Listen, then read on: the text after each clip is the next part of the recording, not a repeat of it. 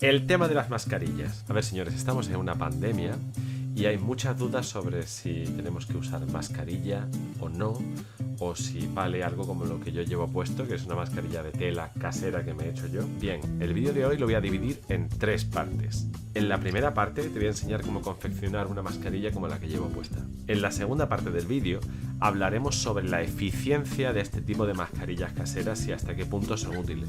Y en la tercera parte del vídeo vamos a hablar de por qué son útiles las mascarillas caseras y por qué es necesario que todos las llevemos puestas cuando estamos en la calle. Dentro intro.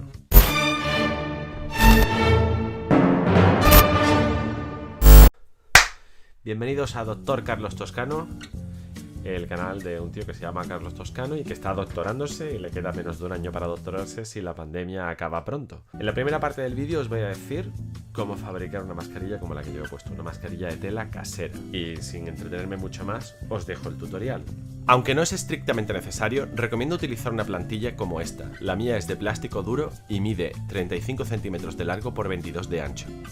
Y un trozo de tela de camisa. Planchamos nuestro trozo de tela para que esté muy liso y así poder trabajarlo con mayor facilidad. Acto seguido ponemos nuestra plantilla sobre un trozo de tela y le añadimos algo de peso. Vigilamos que el hilo vaya en la misma dirección que la plantilla y marcamos el borde de la plantilla con un rotulador. A continuación, eliminamos el exceso de tela de nuestro retal.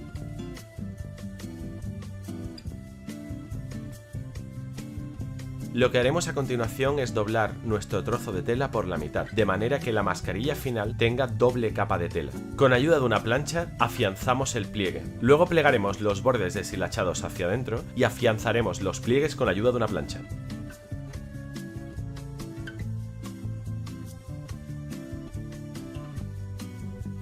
Acto seguido, haremos unas dobleces a las medidas indicadas.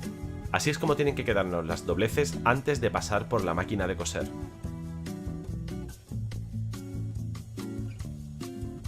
Nuevamente, con ayuda de la plancha, afianzaremos todos los pliegues. Y ya está nuestra mascarilla preparada para pasar por la máquina de coser. Pon tu máquina de coser en zigzag y haz una costura en zigzag por los 3 bordes deshilachados.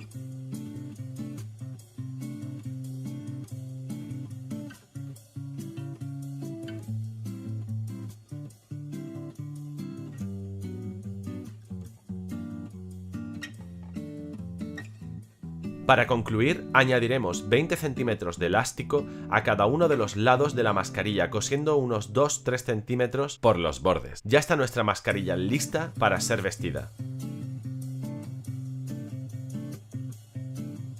Después de cada uso tendremos que desinfectar nuestra mascarilla. Rociaremos con alcohol y la dejaremos secando hasta el próximo día que tengamos que usarla.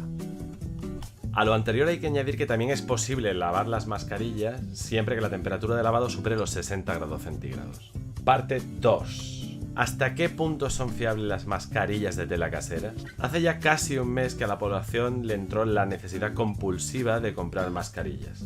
Y de repente todos sabíamos que estaban las mascarillas FFP2, FFP3 y las quirúrgicas. Todos de alguna forma nos enteramos que las mascarillas de este tipo protegían de contraer la enfermedad.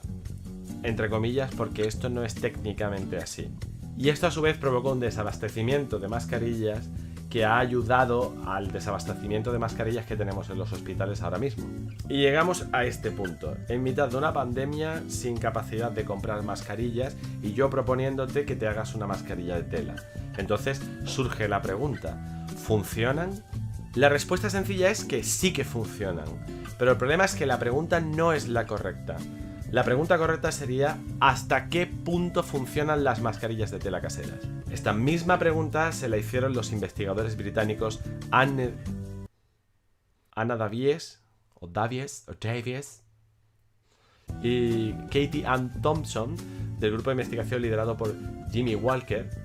Este grupo de investigación observó que durante la epidemia de gripe H1N1 de 2009 había mucha gente en la calle en ciertos países donde vestía mascarillas de estas caseras. Y la pregunta era más que obvia. ¿Estaban estas personas haciendo algo útil o estaban haciendo una estupidez total? Para ello se dedicaron a testear los distintos materiales de las mascarillas caseras. y su eficiencia de filtrado. Y aquí os muestro los resultados. En esta primera tabla se muestra la eficiencia de filtración de distintos materiales testeados con aerosoles de Bacillus atrophaeus y un bacteriófago MS2, un virus de bacterias. Para que tengamos claro qué tablas mirar, os voy a sustituir los nombres de Bacillus atrophaeus y el bacteriófago MS2 por bacteria o virus de bacteria. Aquí tenéis de hecho una foto de microscopía electrónica de barrido de Bacillus atrophaeus y junto a virus de bacterias veréis un pequeño puntito que está a escala y este es el tamaño en escala que tiene este virus de bacterias.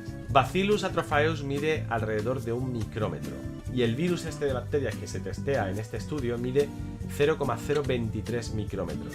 Para que nos hagamos una idea, si esta es Bacillus atrophaeus, la bacteria que mide 1 micrómetro, eso que tenemos ahí tan pequeñito es el bacteriófago MS2 utilizado en este estudio, que mide 0,023 micrómetros y que aquí está puesto a escala. Y en particular, el virus que está causando la pandemia, el SARS-CoV-2, comúnmente conocido como el coronavirus, se estima que mide entre 0,06 micras y 0,14 micras. Es decir, que podemos estimar que la eficiencia de filtrado para el coronavirus tiene que andar en un valor intermedio entre el valor para Bacillus atrophaeus y el valor para el bacteriófago MS2. Lo primero que quiero que miréis es que en la lista de materiales tenemos una mascarilla quirúrgica que tiene una filtración del 96,35% para la bacteria de 1 micrómetro y del 89,52% para un virus de bacteria. Llegados a este punto es posible que te preguntes, el virus de bacteria es casi 100 veces más pequeño que la bacteria, sin embargo la eficiencia de filtración decrece un 6%. La respuesta a esto es que las partículas víricas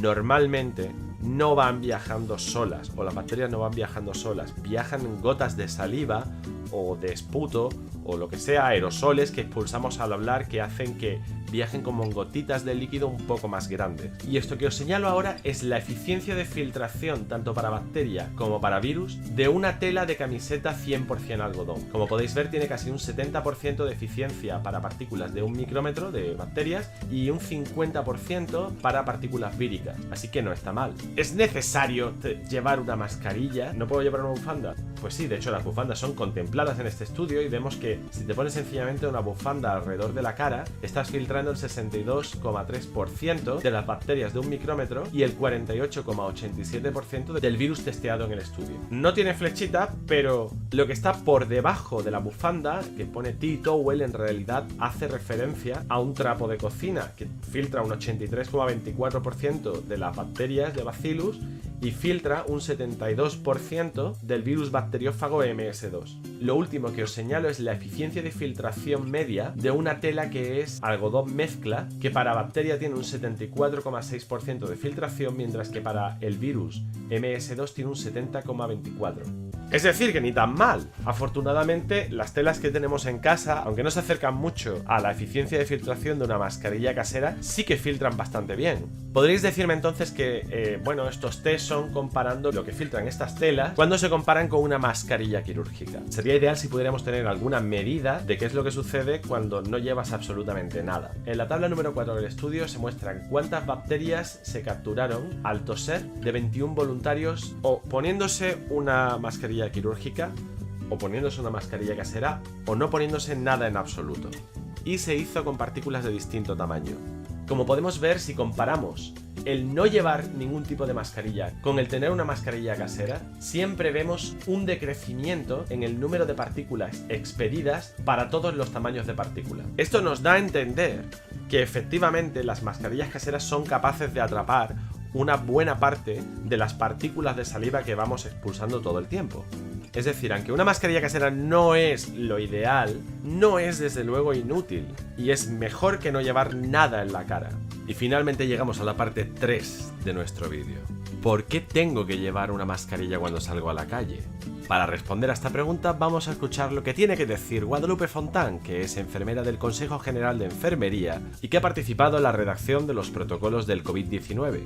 Yo creo que el desconcierto está más en la población en general porque están utilizando las mascarillas para un uso que no es el que está recomendado, ya que las personas, la población normal no necesita las mascarillas si no tiene síntomas. Solamente cuando el paciente tenga síntomas respiratorios es cuando tiene que utilizar la mascarilla quirúrgica, con la intención de que se evite esa diseminación, precisamente para contener un poco las gotitas y los fluidos, en el sentido de que al estornudar o al toser no haya una dispersión. ¡Un momento! ¿Pero qué está diciendo esta mujer? Pero si lo que me acabas de decir, Carlos, era que las mascarillas caseras servían algo y esta mujer está diciendo que solo sirven si estás infectado.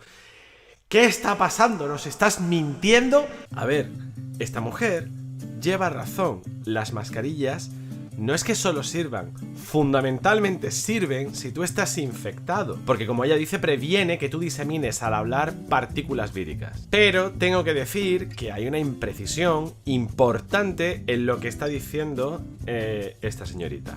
Y la clave está en este artículo que se publicó el 16 de marzo, que era más o menos cuando Guadalupe Fontán estaba diciendo estas cosas.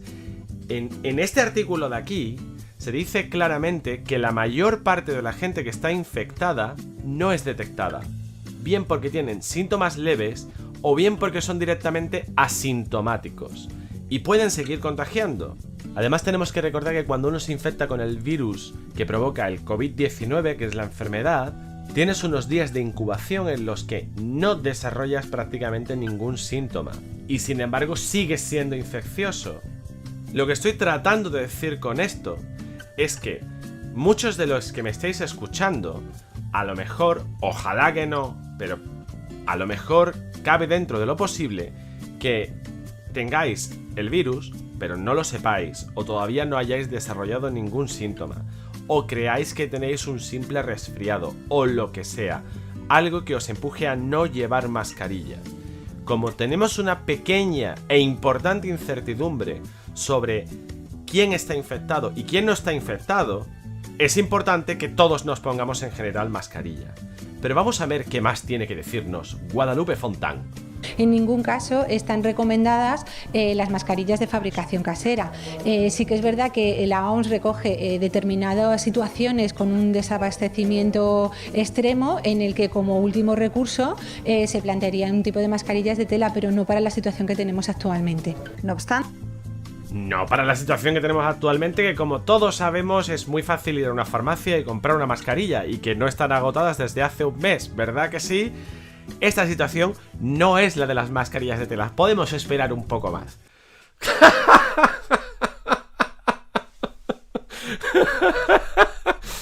ante esto puede chocar con lo que vemos en las noticias cuando se hace referencia a la situación en China, donde la población general sí lleva mascarilla.